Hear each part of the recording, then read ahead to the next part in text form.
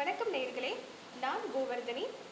பெண்கள் சாதனை விருது தருவதற்காக சுவிட்சர்லாண்டிலிருந்து சார் வந்திருக்காரு. இவங்க வந்து பார்த்தீங்கன்னா திரு செல்வரத்தினம் சுரேஷ் அவர்கள்.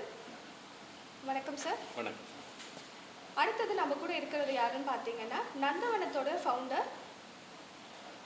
நடுவில் கட் பண்ணிப்பீங்களா? ஓகே. நந்தவனத்தோட ஃபவுண்டர் திரு சந்திரசேகர். நந்தவனத்தோட ஃபவுண்டர் திரு சந்திரசேகர் அவர் வந்திருக்காரு. வணக்கம் சார். அடுத்தது வந்து யார் வந்திருக்காங்கன்னு பார்த்தீங்கன்னா நந்தவனத்தோட செயலாளர் சாதிக் பாஷா அவர்கள் வந்திருக்காரு. வணக்கம் சார். Okay sir. வணக்கம் சார். வணக்கம் சார். நீங்கள் வந்து பெண்கள் சாதனை விருது தர்றதுக்காக சுவிட்சர்லாண்டில் வந்திருக்கீங்க. ஸோ அதோட நோக்கம் என்னென்னு நம்ம தெரிஞ்சுக்கலாமா சார்? கண்டிப்பாக. இனிய நந்தவனம் பத்திரிகை வந்து தமிழகத்தில் 29 ஆண்டுகளாக தன்னுடைய இலக்கிய பணியை செஞ்சிட்ருக்காங்க. வருடா வருடம் அவர்கள் உலகம் பூராகம் இருக்கிற தமிழ் சாதனை பெண்களை அழைத்து அவர்களுடைய திறமைக்கேற்ப தகுதிக்கேற்ப அவர்களை ஊக்குவிக்கும் முகமாக விருதுகள் கொடுத்து அவர்களை ஊக்குவித்து வருகிறார். பலமுறை என்னை அழைத்திருந்தார், என்னால் சமூகம் அளிக்க முடியவில்லை. இந்த ஆண்டு எனக்கு அந்த வாய்ப்பு கிடைத்திருக்கிறது. அவர்களுடைய அழைப்பின் பேரிலே நான் வந்திருக்கிறேன். இனிய நந்தவனம் ஃபவுண்டேஷனுடைய தலைவர் திரு சந்திரசேகரன் அவர்களும், அவர் இந்த இனிய நந்தவனம் ஃபவுண்டேஷனுடைய செயலாளர் திரு சாதிக் பாஷா லிம்ரா பேக் நிறுவனத்தினுடைய அதிபர், அவர்கள் இருவரும் சேர்ந்து அழைத்ததன் காரணமாக நான் இங்கு இந்தியாவுக்கு தமிழகத்துக்கு வந்திருக்கிறேன். உங்கள் ஊடகம் வாயிலாக அனைத்து மக்களையும் சந்திப்பதில் மகிழ்ச்சி அடைகிறேன். வணக்கம். ரொம்ப நன்றி சார். சார், நீங்கள் இப்போ பெண்களுக்கு விருது தரீங்க. எந்த மாதிரி கேட்டகரி பெண்களை வந்துட்டு நீங்கள் செலக்ட் பண்ணி அவங்களுக்கு அவார்ட் தரீங்கன்னு தெரிஞ்சுக்கலாமா? இந்த கேள்விக்கு இவர் தான் பதில் சொல்லலாம்னு நினைக்கிறேன். என்ற இலக்கியம், சமூகம் என்று பல துறைகளில் அவர் வந்து உலகம் ஊராகம் இருக்கிற பெண்களை செலக்ட் பண்ணுறாருன்றதை நான் பார்த்துருக்கேன் பத்திரிகை வாயிலாக. அவர் தான் அதுக்கான பதிலை சரியாக சொல்வாருன்னு அன்றைக்கி இப்போ அதுக்கு அவர் பதில் அளிப்பார். அதாவது ஒவ்வொரு வருடமும் மார்ச் 8 உலக மகளிர் தினம் வருது. இதில் வந்து பல துறைகளில் சாதிக்கக்கூடிய பெண்களை தேர்ந்தெடுக்கிறோம். குறிப்பாக சொல்லணும்னா கலை, இலக்கியம், மருத்துவம், கல்வி, தொழில், சமூக சேவை. இந்த ஆண்டு முதல் முறையாக திரைப்படத்துறையிலேருந்து எடுத்திருக்கோம். இது வரைக்கும் 15 வருஷமாக நாங்கள் இந்த நிகழ்வை செய்கிறோம். திரைப்படத்துறையிலேருந்து யாரையும் நாங்கள் தேர்வு செய்யலை. இந்த ஆண்டு முதல் முறையாக திரைப்படத்துறையிலையும் இருந்து எடுத்திருக்கோம். கலைத்துறை, இந்த மாதிரி தொடர்ந்து சமூகம் சார்ந்து இயங்கக்கூடிய, அவங்களால இந்த சமூகத்துக்கு ஏதாவது ஒரு பயன் இருக்கணும் அப்படி இருக்கக்கூடிய பெண்களை தேர்ந்தெடுத்து, அதே மாதிரி இலைமறை காயாக மறைந்திருந்து சில சேவைகள் செஞ்சுக்கிட்டு இருப்பாங்க, அந்த மாதிரி பெண்களை நாங்கள் தேர்ந்தெடுத்து அவங்களுக்கு இந்த விருது கொடுத்து கௌரவப்படுத்துகிறோம். ஒவ்வொரு வருடமும் 25 பெண்களை சர்வதேச அளவில், உலக அளவில் 25 பெண்களை தேர்ந்தெடுத்து இந்த விருதை கொடுக்குறோம். குறிப்பாக இலங்கை, மலேசியா, கனடா, சுவிட்சர்லாந்து, ஜெர்மனி போன்ற நாடுகள்லேருந்து இந்த விருது வாங்குறதுக்காக வர்றாங்க ஒவ்வொரு வருடமும். ரொம்ப நல்ல விஷயம் சார். சார், நீங்கள் வந்து பார்த்தீங்கன்னா எப்படி சார் சுவிட்சர்லாந்து போனீங்க? அதை பற்றி ஒரு சின்ன ஸ்டோரி சார். உங்களுக்கு தெரியும், இந்தியாவினுடைய தொப்புள் கொடி நாடாக இருக்கிற ஈழம் மிகப்பெரிய ஒரு போர் அனர்த்தத்தை கடந்த 50 ஆண்டுகளாக எதிர்கொண்டிருக்கிறது. அந்த போர் அனர்த்தத்தினுடைய வழிபாடாக பூமி பந்தின் அனைத்து திசைகளுக்கும் ஈழத்தமிழர்கள் விசிறி அடிக்கப்பட்டார்கள். அதில் அடியேனும் சுவிட்சர்லாந்துக்கு புலம்பெயர வேண்டிய சூழல் எனக்கு 1985ஆம் ஆண்டு எனக்கு ஏற்பட்டது. அதுதான் காரணம் என்று என்னால் முழுமையாக சொல்ல முடியும். Okay sir. சார் வந்து என்னதான் வந்து இலங்கையிலிருந்து சுவிட்சர்லாண்டுக்கு சென்றாலும் அங்கே வந்து தமிழ் மண்ணோடைய பாரம்பரியத்தை விடாமல் அங்கேயும் வந்துட்டு நிறைய தொண்டு நிறுவனத்தில் வந்துட்டு பணியாற்றி நிறைய பேருக்கு ஹெல்ப் பண்ணிகிட்ருக்காருன்ற ஒரு விஷயம் நம்மளுக்கு தெரிய வருது. ரொம்ப நன்றி சார். நெக்ஸ்ட்டு இப்போது நீங்கள் தமிழ்நாட்டில் வந்துட்டு சில விஷயம் கேள்விப்பட்டோம். லைக் இந்த ஆதிபராசக்தி மன்றம் ஒன்று, அம்மன் மன்றம் ஒன்று ஸ்டார்ட் பண்ணி நிறைய பேருக்கு அது மூலயமா உதவி பண்ணிகிட்ருக்கீங்க. அந்த மன்றத்தோட நோக்கம், தொடங்குறதுக்கான நோக்கம் என்ன சார்? நாங்கள் 1994ஆம் ஆண்டளவில் சுவிட்சர்லாந்தில் வந்து மேல்மருவத்தூர் அருள்மிகு ஆதிபராசக்தி சித்தர்விடம் கல்வி, சமூக நலம், பண்பாடு, வார வழிபாட்டு மன்றம் மேல்மருவத்தூர் அம்மா அழுதுர் அடிகளார் அவர்களுடைய வழிகாட்டுதலில் ஆரம்பிக்கப்பட்டு தொடர்ச்சியாக வழிபாடு அங்கே நடைபெற்று வருகிறது. மிக முக்கியமாக எங்களுக்கு ஒரு ஒரு உந்துதலாக அமைந்ததும் என்னென்றால் ஜாதி இன மத பேதம் இல்லாமல் அத்தனை பேருமே கர்ப்பகிரகத்துக்குள் சென்று வழிபாடு செய்யக்கூடிய ஒரு வழிபாட்டு முறை. தமிழ் மொழியில், எங்களுடைய தாய்மொழியாம் தமிழ் மொழியில் மந்திரங்கள் தந்து அந்த தமிழ் மொழியில் தோன்றிய இந்த வழிபாட்டு முறையை அருள் திரு அடிகளார் அவர்கள் ஒரு ஆன்மீக புரட்சியூடாக கொண்டு வந்தது எங்களுக்கு பிடித்திருக்கு. என்றால் எங்களுடைய இங்கே பலர் அரசியல் ரீதியாக போராடுகிறார்கள், எங்களுக்கு வழக்காடுவதற்கு தமிழ் மொழி இல்லை, வழிபாட்டுக்கு தமிழ் மொழி இல்லை என்றெல்லாம் பலர் அரசியலில் சண்டையிட்டு கொண்டிருக்கிற இந்த காலகட்டத்தில் நாங்கள் 94ஆம் ஆண்டளவிலேயே இந்த வழிபாட்டு முறையில் நம்ம எல்லாருமே ஆலயத்துக்கு சென்றால் எங்களுடைய தாய்மொழியிலே தான் கடவுளிடம் நாங்கள் பிரார்த்தனை வைக்கிறோம், எங்களுடைய வேண்டுதலை வைக்கிறோம். அந்த மொழி இறைவனுக்கு புரிகிறது, இறைவன் எங்களுக்கு அந்த அருளை எங்களுக்கு தருகிறார். அதன் பின்னாலே நாங்கள் இன்னொரு மொழியிலே போய் வழிபாடு செய்வது என்பது ஒரு வேடிக்கையான விஷயமாக இருக்கிறது. ஆகவே அந்த இந்த மண்ணிலே வழிபாடு செய்வதற்கு இன்ன குடியைச் சேர்ந்தவர்கள் தான் வழிபாடு ஆலயத்துக்குள்ளே செல்லலாம் என்கின்ற அந்த மூட நம்பிக்கையை உடைத்தது மேல்மருவத்தூர் பங்காரடிகளார். பெண்களும் கர்ப்பகிரகத்துக்குள்ளே சென்று வழிபாடு செய்யலாம், அத்தனை மதத்தவரும் கர்ப்பகிரகத்துக்குள்ளே சென்று வழிபாடு செய்யலாம் என்கின்ற அந்த நடைமுறை மிக அழகாக பிடித்திருந்த காரணம் என்னவென்றால், இந்த உலகத்தில் கடவுள் ஒன்றாக இருப்பின் அது எல்லோருக்கும் பொதுவானதாகத்தான் இருக்க வேண்டும். அப்படி பார்க்கின்ற வேளையிலே அனைத்து மக்களுமே கர்ப்பகிரகத்துக்குள்ளே சென்று வழிபாடு செய்யவும், ஆண் பெண் இருசாராருமே வழிபாடு செய்யவும், கலச பூசை, விளக்கு பூசை, வேள்வி பூசை, சக்கரங்கள் வரை அத்தனையுமே மேல்மருவத்தூர் அம்மாவால் மாத்திரமே இது பயிற்றுவிக்கப்பட்டு உலகம் முழுவதும் இன்றைக்கு இந்த ஆன்மீக செவ்வாடை இயக்கம் பரவி பெருகி நிற்கிறது. அது மட்டுமல்ல, நிறைய அற்புதங்கள் நிகழ்ந்து கொண்டிருக்கிறது. எனக்கும் 1994ஆம் ஆண்டளவிலே எனக்கு இந்த வாய்க்குள்ள ஒரு இன்ஃபெக்ஷன் ஒன்று எனக்கு பேச முடியாமல் மருத்துவமனையிலே அனுமதிக்கப்பட்டேன். அந்த மருத்துவமனையிலே கைவிடப்பட்ட சூழ்நிலையில் இந்த மேல்மருவத்தூரில் என்னுடைய சகோதரியார் ஒருவர் எடுத்து வந்த அந்த கருவறை குங்குமம் என்னை காப்பாற்றியது. என்றால் வாய் நெறி கட்டி திறக்க முடியாமல் இருந்தது, அவங்க ட்ரீட்மெண்ட் செய்ய முடியாமல் சூழல் இருந்தது. அந்த குங்குமத்தை கரைத்து விட்டு அவங்க அந்த தண்ணியை வாயில் மூலமந்திரம் சொல்லி போட்டு விட்டாங்க. அந்த வாய் 3 வாரமாக திறக்காமல் இருந்த அந்த வாய் திறந்தது. அதன் பின்னால் எனக்கு ஆரோக்கியம் சரியாக வந்த காரணத்தால் எங்கள் குடும்பமே அம்மாவை வழிபாடு செய்ய ஆரம்பித்தோம். அதன் பின்னால் நண்பர்கள், சுற்றிலே இருந்தவர்கள், யார் இப்படி ஒரு புதிய வழிபாட்டு முறை இருக்கிறது, என்ன முறை என்கின்ற அந்த கேள்விகளை கேட்க எப்போதுமே ஒரு கேள்வியை நமக்கு நாமே கேட்கின்ற பொழுது கிடைக்கின்ற அந்த விடைதான் நமக்கு உண்மையான ஒரு அனுபவ வெளிச்சத்தை தரும். அந்த அடிப்படையிலே எங்களுக்கு இந்த ஆன்மீகம் கிடைத்தது. அந்த ஆன்மீகத்தை நான் சுவிட்சர்லாந்தில் 5 மன்றங்கள், வார வழிபாட்டு மன்றங்கள் இருக்கின்றன. சுவிட்சர்லாந்தின் கேபிட்டல், அதாவது தலைநகரம் பேர்ன் மாநிலத்திலே எங்களுடைய வார வழிபாட்டு மன்றம் இருக்கிறது. சூரிச் மாநிலத்திலே இருக்கிறது. லஷட்னோம் என்கின்ற இடத்துல இருக்கிறது. இந்த மன்றங்களுக்கு எனக்கு அடிகளார் அம்மாவினுடைய அறநிலை துறை ஊடாக என்னை அந்த வார வழிபாட்டு மன்றங்களினுடைய மாவட்ட தலைவராக, அதாவது இங்கு மாவட்ட தலைவர்கள், அங்கு சுவிஸ் நாட்டுக்கான ஆதிபராசக்தி இயக்கத்தினுடைய தலைவராக என்னை நியமித்து அதை வழிநடத்த சொன்னார்கள். அதன்படி நாங்கள் வழிநடத்தி கொண்டிருந்தோம். அதன் பின்பாக இப்போது இந்த கொரோனாவுக்கு முன்பாக நாங்கள் ஆதிபராசக்தி அறப்பணி மையம் என்கின்ற ஒரு அமைப்பை உருவாக்கி இலங்கையிலே கிட்டத்தட்ட 76 வீடுகள் கட்டி கொடுத்திருக்கிறோம் வீடு இல்லாதவர்களுக்கு. மற்றது கல்விக்கு உதவுவது, மற்றது மருத்துவம், சுய வேலைவாய்ப்பு செய்து கொடுப்பது. கிட்டத்தட்ட 6 பள்ளிக்கூடங்கள் கட்டியிருக்கிறோம்.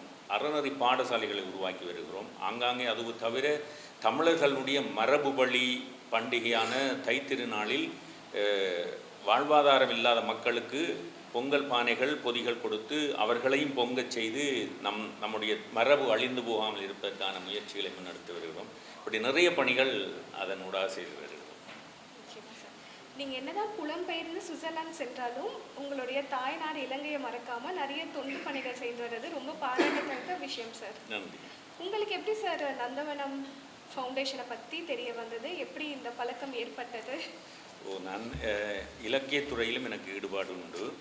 அதனால் இது சார்ந்து நான் இங்கு மேல்மருவத்தூருக்கு வருகிற பொழுது இவருடைய பத்திரிகை எனக்கு கிடைத்தது. இந்த பத்திரிகையினுடைய அறிமுகத்தின் ஊடாக இவர் என்னோடு தொடர்பு கொண்டு பேசினார். முகநூலூடாக என்னோடு நட்பை ஏற்படுத்தி பேசினார். அண்ணா இங்கு நாங்கள் அங்கும் ஒரு நூலை வெளியிடுவதற்கு விரும்புகிறோம். இந்த இனிய நந்தவனத்தினுடைய பத்திரிகையை அங்கே சுவிட்சர்லாந்திலே அவர் என்னென்றால் எல்லா நாடுகளிலும் வெளியீடு செய்கிறார். இப்போ சுவிட்சர்லாந்தில் வெளியீடு செய்வதற்கு என்னோடு பேசினார். அப்போது நான் சொன்னேன், சரி செய்வோம் வாங்கலை நான் சொன்னோம். அப்போது இருவருமே அங்கே வந்திருந்தார்கள்.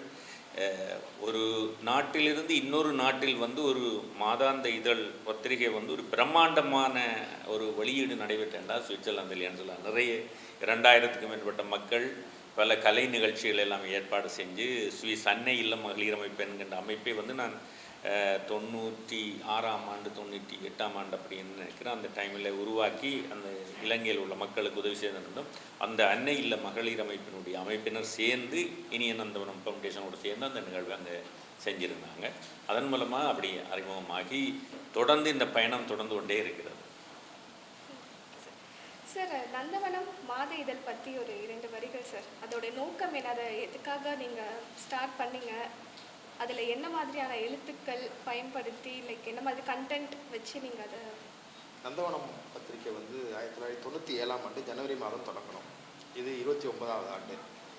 இந்த நந்தவனம் பத்திரிகையோட முக்கியமான பணி என்னென்னா மக்கள் மேம்பாட்டு மாத இதழ். மக்கள் மேம்பாடு குறித்து தான் எல்லா செயல்பாடும் இருக்கும். அதில் கலை, இலக்கியம், மருத்துவம், தொழில் போன்ற விடயங்களை அதில் நிறையா பதிவு செய்கிறோம். அரசியல், சினிமா, ஆன்மீகம் இது போன்ற கருத்துக்கள் இல்லாமல் மக்கள் மேம்படணும், அவங்களுடைய வாழ்வாதாரம் மேம்படணும். நந்தவனம் ஃபவுண்டேஷனுடைய செயலாளர் அவர்கள் ஷாதிக் பாஷா இங்கே இருக்கிறாரு. அவர்கிட்ட நம்ம பேசுது.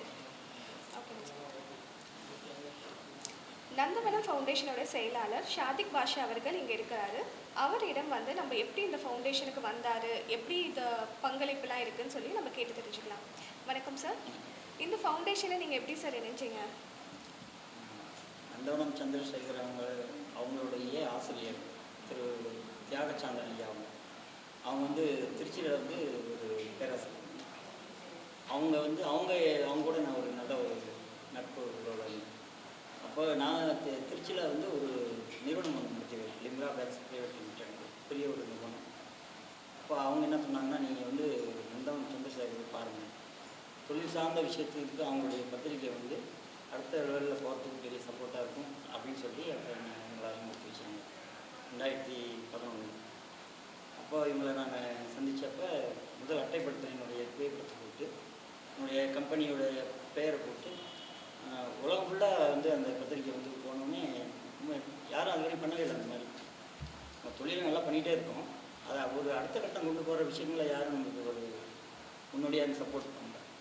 இப்போ சந்திரசேகர் அவங்க அந்த மாதிரி செஞ்சவங்க அந்த 2011 அவர் கூடவே நம்ம பயணிக்க தொடங்கினோன்னே அவர் நந்தவனம் ஃபவுண்டேஷனில் நீங்கள் செயலாளராக வந்துடுங்க, ஏன்னா உங்களுடைய பங்களிப்பு என்னை அவர் கூட நான் நிறைய எல்லா நிகழ்ச்சிகளும் ஸ்பான்சர் பண்ணுறது, எல்லா நாடுகளும் போது எல்லாமே பண்ணுறோம். அப்போ நம்ம அதுலேருந்து எனக்கு சொன்னாங்க. நந்தவனத்தோட வளர்ச்சியில் அவர் ஒரு பேக் போனாக இருக்காருன்னு கூட சொல்லலாம். அது மாதிரி 2 பேரும் சுரேசனும் தெரியும். உலகம் முழுவதும் இந்த நிகழ்ச்சியை, இலக்கிய நிகழ்ச்சியை கொண்டு போயிட்டுருக்குறோம். எந்த நாடுகளுக்கு போனாலும் அப்புறம் அவர் எல்லா அந்த இதுக்கெல்லாம் சப்போர்ட் பண்ணுவாங்க. சுரேசன் சொன்ன மாதிரி அந்த சுவிட்சர்லாந்தில் நடத்த நிகழ்வு ஒரு 2000 பேர் கலந்துக்கிட்டாங்க 2017 கொரோனாவுக்கு முன்னுக்கு. அது எங்களுக்கு ஆச்சரியமாக இருந்துச்சு. தமிழ்நாட்டில் ஒரு இலக்கிய நிகழ்வு செஞ்சோம்னா 100 பேரை திரட்டுறது ரொம்ப கஷ்டம். ஆனால் அங்கே ஒரு 2000 அரங்க நிறைஞ்சு, அதில் குறிப்பாக இன்னொரு விஷயம் என்னென்னா, ஒரு நாடகத்தை எழுதி அரங்கேற்றதை நம்ம பார்த்துருப்போம். ஆனால் அந்த நிகழ்ச்சியில் நான் நாடகம் எழுதவே இல்லை. மறுநாள் நிகழ்ச்சிக்கு முதல் நாள் இரவு 4 மணி வரைக்கும் அந்த நாடகத்தை நடிகர்கள்ட்ட நீ இதை பேசு, நீ இப்படி பேசணும்னு சொல்லி இவர் பயிற்சி கொடுக்குறாரு. ஒரு சிறந்த நாடக ஆசிரியர். எழுதலை, ஆனால் நாடகத்தை வசனங்கள் எழுதாமல், பேப்பரில் எதுவுமே எழுதாமல் இதை நடிகன்னு சொல்லி அந்த நாடகம் கிட்டத்தட்ட 1.5 மணி நேரம் எல்லாரோட கைத்தட்டலோடு அந்த நாடகம் சிறப்பாக அவரே நடித்தார். அந்த நாடகத்தை கதை, திரைக்கதை, வசனம், இயக்கம் எல்லாம் இவர் தான், எதுவுமே எழுதலை, வாய்மொழியே சொல்லி அந்த நாடகத்தை சிறப்பாக அமைச்சார். அந்த அளவுக்கு திறமைசாலி. இவரோட அறிமுகத்து மூலமாக நாங்கள் கனடாவில் நிகழ்ச்சி செய்திருக்கோம், இலங்கையில் செய்திருக்கோம் தொடர்ந்து. அதனால் தொடர்ந்து எங்களோட பயணத்துக்கு இவரும் எங்களோட பயணிச்சிட்டு இருக்கார். இவரும் எங்களுடைய முதுகெலும்பாக இருந்து எல்லா விஷயங்களுக்கும் அவர் எங்களுக்கு பங்களிச்சுக்கிட்டு இருக்காரு. அது ரொம்ப சந்தோஷம். இவரும் எழுத்தாளர் கிடையாது, ஆனால் ஒரு இலக்கிய ஆர்வலர். இலக்கியத்துக்காக ஏதாவது நான் செய்யணும், சப்போர்ட் பண்ணணும். அப்போ நாங்கள் அந்த இலக்கியத்துக்காக செய்யும்போது அவங்களால முடிஞ்ச பொருளாதாரமும் ஒன்று தேவை இருக்குல்ல, அதனால் அந்த பொருளாதார உதவிகளை அவங்க நிறுவனம் மூலமாக எங்களுக்கு தொடர்ந்து இது பண்ணிக்கிட்டு இருக்காங்க.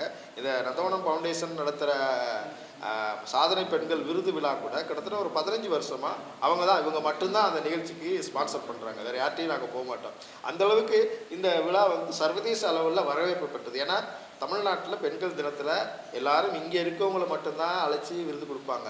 நாங்கள் உலக பெண்களை கூப்பிட்டு இந்த விருது கொடுக்கறது எங்களுக்கு ஒரு பெரிய ஒரு அங்கீகாரம் கிடைச்சிருக்குன்னே சொல்லலாம். அந்த பணியை நாங்கள் சிறப்பாக செய்கிறோம். இவங்களோட ஒத்துழைப்போடு சிறப்பாக செய்கிறது தான் இதில் முக்கியமானது. அடுத்த நிகழ்ச்சி எங்கே சார் பண்ணலான்னு இருக்கீங்க? இந்த வருஷம் வந்து வர்ற நிகழ்ச்சி வந்து இப்போ வருகிற மார்ச் 8ஆம் தேதி சென்னையில் தான் பண்ண போகிறோம். இதை முடிச்சுட்டு டென்மார்க்கில் ஒரு நிகழ்ச்சி செய்யலான்னு இருக்கிறோம். அதே மாதிரி சுவிட்சர்லாந்தில் நாங்கள் கிட்டத்தட்ட 5 வருஷம் ஆச்சு அங்கே நிகழ்ச்சி செஞ்சு.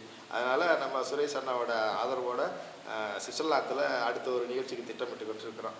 அங்கே எங்களுக்கு ஒரு ரசிகர் வட்டமே இருக்காங்க. அதனால் எல்லாரும் வந்து எங்களுக்கு இல்லை இங்கேயே ஒரு விழா ஒன்று செய்திருந்தால் அதுக்கு நான் சிறப்பு நான் கலந்து பாக்யராஜ் இயக்குனர் அவர்களும் 23வது ஆண்டு விழா நடத்தினோம். சென்னையில் தான் பண்ணோம். அதுக்கு இயக்குனர் பாக்யராஜ் 6 ஆண்டுகளுக்கு முன்பாக. அது தவிர லட்சுமி ராமகிருஷ்ணன் இயக்குனர் அவர்களும் வந்து அதில் கலந்து கொண்டிருந்தாங்க. உண்மையில் அது ஒரு பிரம்மாண்டமான ஒரு நிகழ்வு தான். அதில் நான் கலந்து கொண்டு பேசிய பொழுது அவர்கள் இருவரும் எனக்கு கைகுலுக்கி கைலாகு தந்து பாராட்டியது இன்னும் என் மனசில் இருந்தார்கள். இவரோட அதில் மெயினாக எந்த மேடைக்கு போனாலும் இவரோட குரல் வளம் தான் அது கம்பீரமாக இருக்கும். கவிஞர் வைரமுத்து அவர்களே இவருக்கு ஒரு பட்டம் சூட்டியிருக்காங்க. அது என்ன பட்டம்னா அழகு தமிழ் அறிவிப்பாளர் அப்படின்னு சொல்லி ஒரு அதனால அந்த 91ஆம் ஆண்டிலிருந்து ஒரு இசை குழுவை நிர்வாகம் செய்து கொண்டு அறிவிப்பாளராக இருந்தேன். அது பின்னாலே ஆலையில்லா ஊருக்கு இழுப்பம் சக்கர மாதிரி பாடகர்கள் இல்லாத இடத்துல கெப்லோரில் நானும் பாடியும் இருக்கிறேன். அதனால் அந்த அவருடைய நிகழ்ச்சியை நான் சுவிட்சர்லாந்தில் கிட்டத்தட்ட 5 நிகழ்வுகள் நான் அவருடைய நிகழ்வுகளை செய்திருக்கிறேன். அதுக்கான வாய்ப்பு தந்திருக்கிறார். அப்போ அவருடைய நிகழ்ச்சியை நான் தொகுத்ததனுடைய அழகை அவர் இங்கு வந்துட்டு சொல்லியிருந்த முதல் நிகழ்வில் நான் சென்னை திரும்பிய பின்பும் கூட உங்களுடைய குரல் என் காதுகளில் மணிமணியாய் ஒலித்து கொண்டே இருக்கிறது என்று. அடுத்த நிகழ்வில் நாங்கள் வீழமாட்டோம் என்கின்ற இருவட்டை வெளியிட்டிருந்தோம். ஈழ சுனாமி பாடல்களாக சுனாமி எடுத்ததன் பின்னால் அந்த நிகழ்வில் அவர் என்னை விழித்து கொண்டார். அழகு தமிழ் அறிவிப்பாளர் சுரேஷ் அவர்கள் என்று சொல்லி அதிலிருந்து அனைவருமே அதை தொடர்ந்து எனக்கான அந்த மதிப்பாக தந்து கொண்டே இருக்கிறார். என்றால் அவர் ஒரு மிகப்பெரிய ஒரு தமிழ் கடல். அவர் என்னை பார்த்து அழகு தமிழ் அறிவிப்பாளர் என்றது உண்மையிலே நான் கொடுத்து வைத்திருக்க வேண்டும். அப்படியான என்றால் ஒரு அழகு தமிழில் பேசுவது என்பதே ஒரு பெரிய விஷயம். உங்களுடைய தாய்மொழியை மறவாமல் அவர் தமிழால் ஆளுமை பெற்ற ஒரு மிகப்பெரிய ஒரு கவி பேரரசினுடைய மனசை நான் தட்டி இருக்கிறேன் என்றால் அதுக்கு உண்மையில அதுக்காக நான் உண்மையிலே பெருமைப்படுறேன். குறிப்பாக பொதுவாக எல்லாரும் அழகில் தான் மயங்குவாங்க. ஆனால் இவர்கிட்ட நாங்கள் இவருடைய குரல் வளத்தில் மயங்கி கிடக்கிறோம். அது ரொம்ப அழகாக கம்பீரமான குரல் வளம் இவர்கிட்ட இருக்கு. சார் உங்களை சந்திச்சது ரொம்ப நன்றி சார்.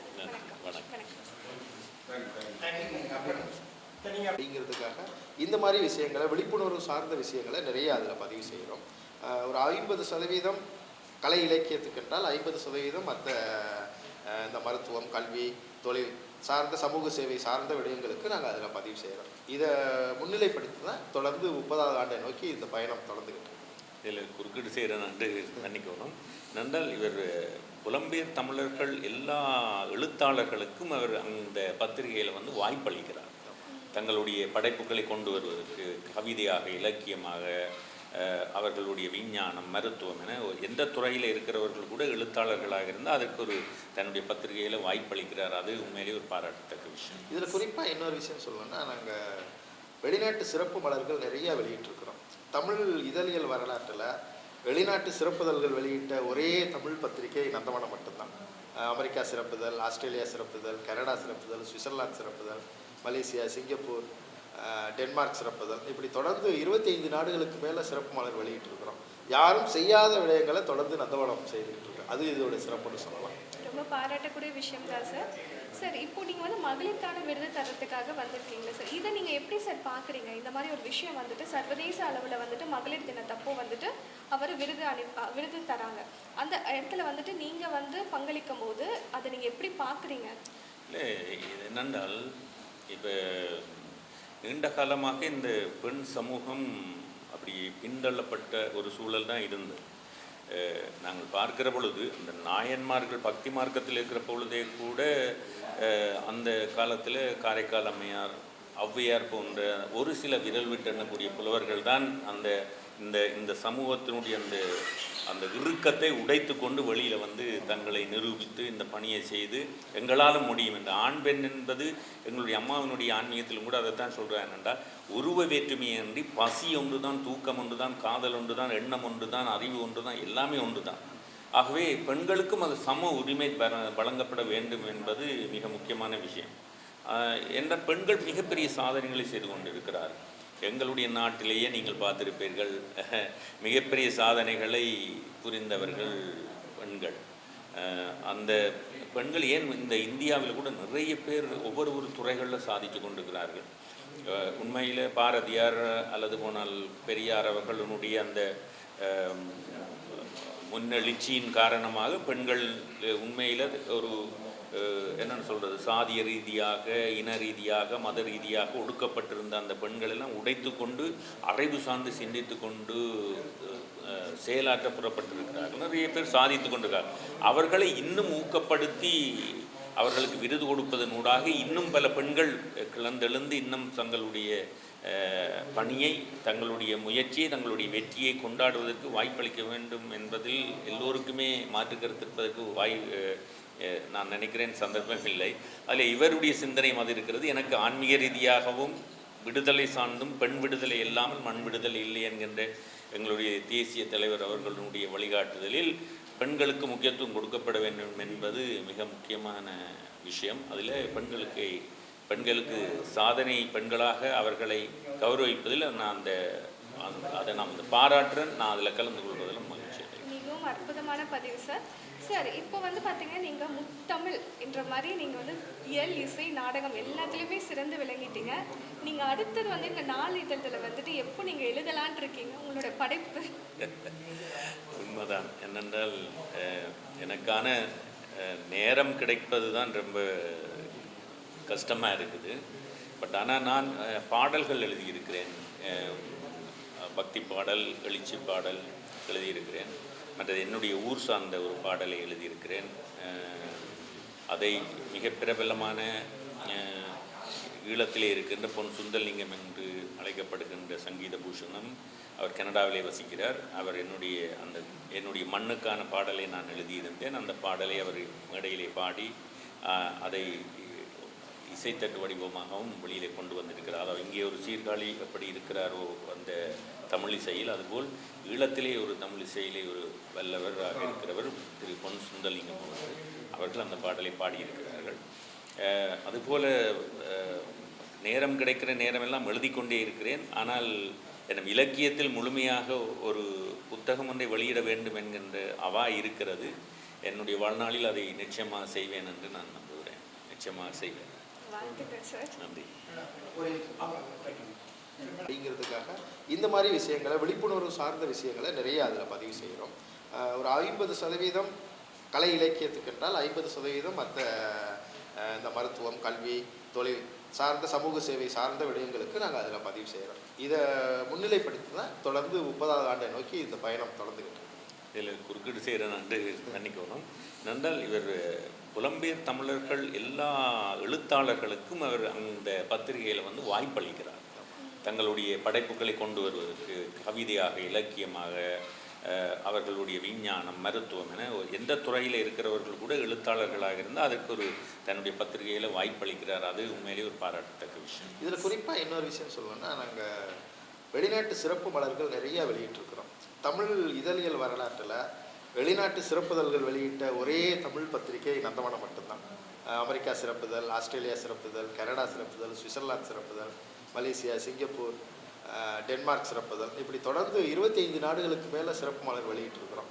யாரும் செய்யாத விடயங்களை தொடர்ந்து நந்தவனம் செய்துக்கிட்டு இருக்கோம். அது இதோட சிறப்புன்னு சொல்லலாம். ரொம்ப பாராட்டக்கூடிய விஷயம் தான் சார். சார் இப்போ நீங்கள் வந்து மகளிருக்கான விருது தரத்துக்காக வந்திருக்கீங்களா சார்? இதை நீங்கள் எப்படி சார் பார்க்குறீங்க? இந்த மாதிரி ஒரு விஷயம் வந்துட்டு சர்வதேச அளவில் வந்துட்டு மகளிர் தினத்தப்போ வந்துட்டு அவர் விருது தராங்க. அந்த இடத்துல வந்துட்டு நீங்கள் வந்து பங்களிக்கும் போது அதை நீங்கள் எப்படி பார்க்குறீங்க? இல்லை, இது என்னென்றால் இப்போ நீண்ட காலமாக இந்த பெண் சமூகம் அப்படி பின்தள்ளப்பட்ட ஒரு சூழல் தான் இருந்தது.